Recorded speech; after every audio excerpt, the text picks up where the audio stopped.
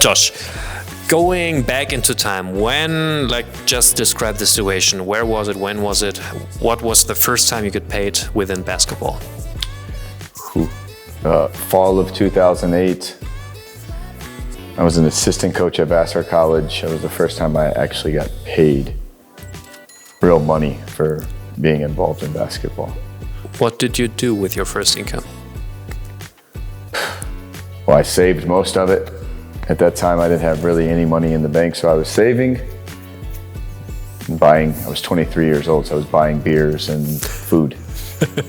And I guess you would do it the same way if it's today, like to say, with your knowledge from today, going back there, same thing. No, with my knowledge today, going back, I absolutely would not have done that. I would have invested it in Tesla, Google, things that hadn't broke off yet, and I would be having a whole lot of money right now if I'd have known today, then, for sure. I would have done a lot of different things differently. What else? Amazon. Invested in those things early. Okay, but right now, with your income, are you investing in stocks? Not so much now, because I'm waiting. I want the big crash. I'm going to be cashed up. When the crash comes, I'm going to buy low, and then I'm going to sell high. So I'm waiting right now. Okay, so right now you're more of a saver than a high-risk guy? Well, I think everything's too high to buy. It's not about, you got to take some risk, even when you buy the stocks low.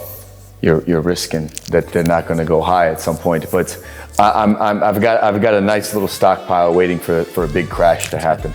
Right now, if you want to buy anything, buy gold. That's the safest thing to buy. Okay.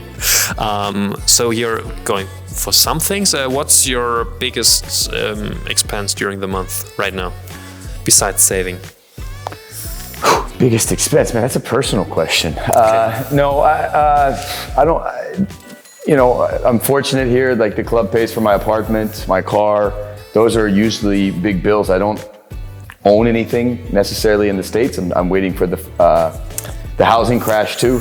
I'm waiting for that crash before I buy something in the States. So to be honest, I don't have a lot of extracurricular bills. You know, it goes towards saving, and it's for my family. Even though you're working more than 10 years as a coach in different positions, luckily or relatively, you're a relatively young coach, so there's many years left until retirement. What do you want to spend your last salary on in your career?